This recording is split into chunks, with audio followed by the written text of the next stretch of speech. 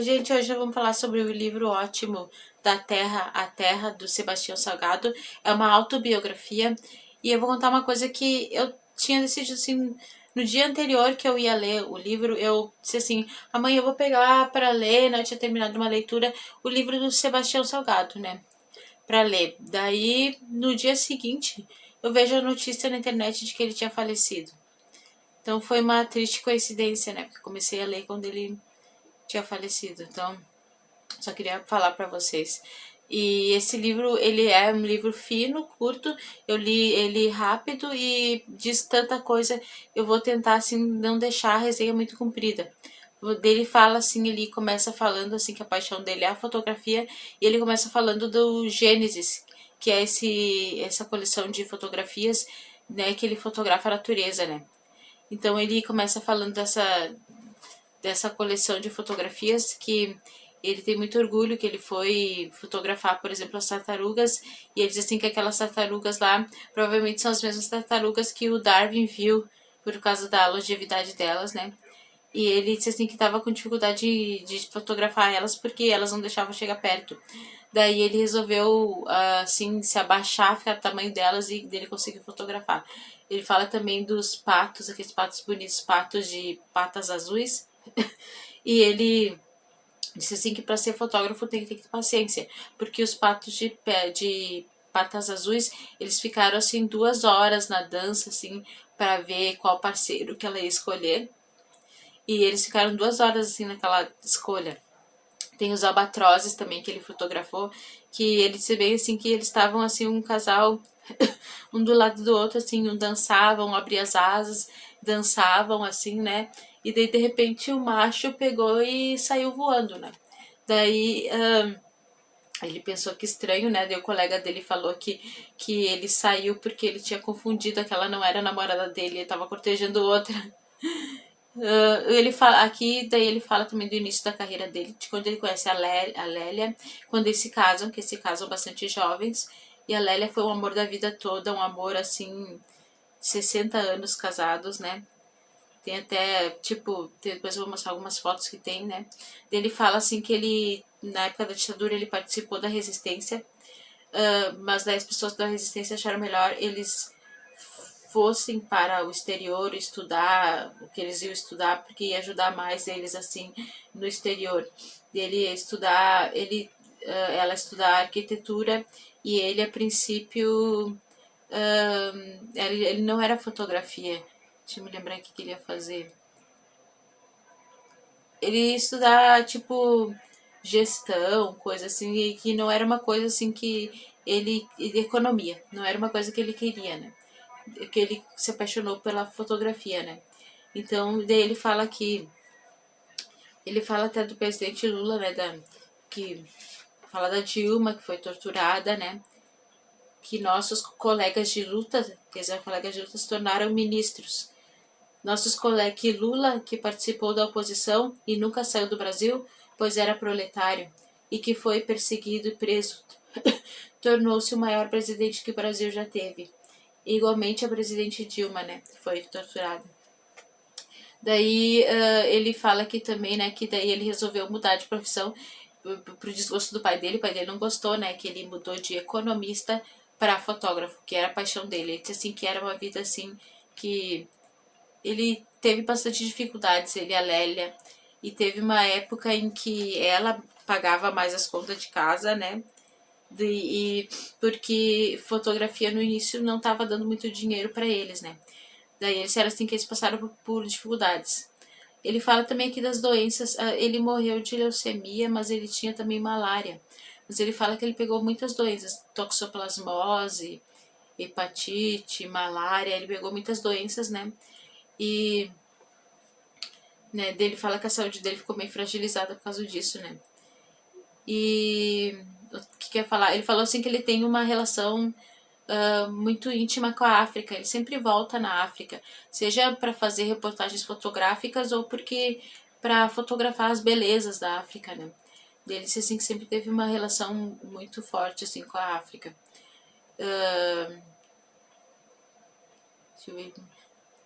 Ele pegou Aí é uma bactéria também numa carne que ele comeu num outro país, né? Ele fala aqui dos indígenas, que ele tem uma relação bem próxima com os indígenas. Ele entrou em diversas tribos, assim, que não aceitavam, assim, tipo, não tinham contato com as pessoas, com outras pessoas, assim, do exterior, além deles da tribo, né?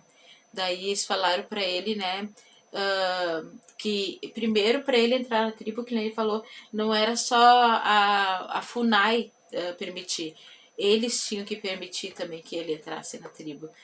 Tinha que ter permissão deles. Eles disseram assim para ele não levar chocolates e bombons para as crianças, porque eles não tinham cáries, eles iam começar a ter cáries.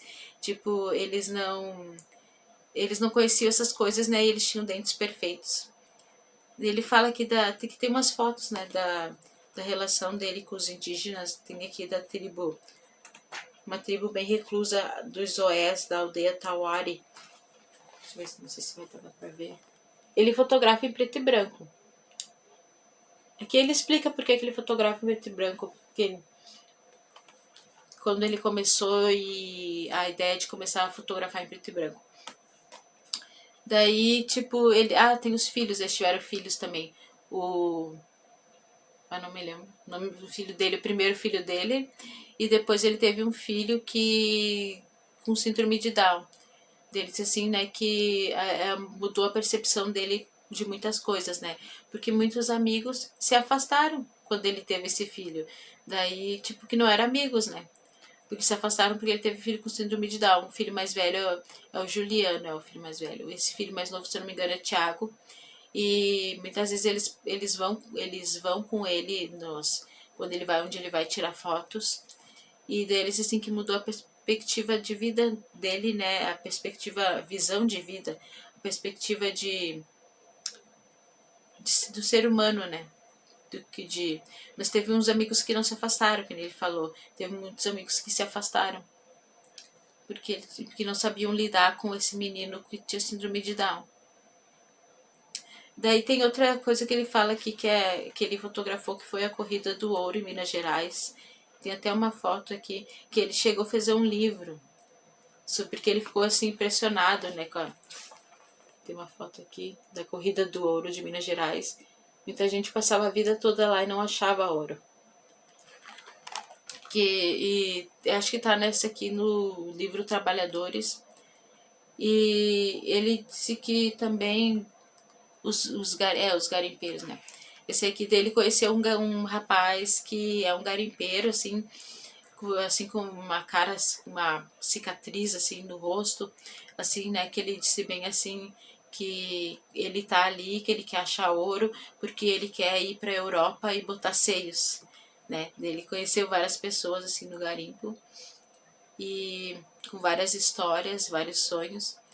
A parte mais triste para ele foi da África, da guerra de Moçambique, do Frelimo e o Renamo, muitas mortes, mas acho que a pior para ele mesmo foi Ruanda, porque a Ruanda, a briga entre os Tutsis e os Hutus, as duas etnias brigando, e a quantidade de mortos que ele disse assim que caminhava na rua assim e tinha mortos pela rua, e andar de carro assim, caminhão, passava assim por umas vias cheias de corpos. Então assim, ele disse assim que foi terrível, que ele ficou doente assim, tipo o coração dele assim tava, ele se sentia doente de fotografar aquelas coisas tão tristes. Por isso que ele queria fazer alguma coisa diferente. Ele se sentia muito triste assim pelo ser humano ser capaz de fazer tanta maldade com o outro.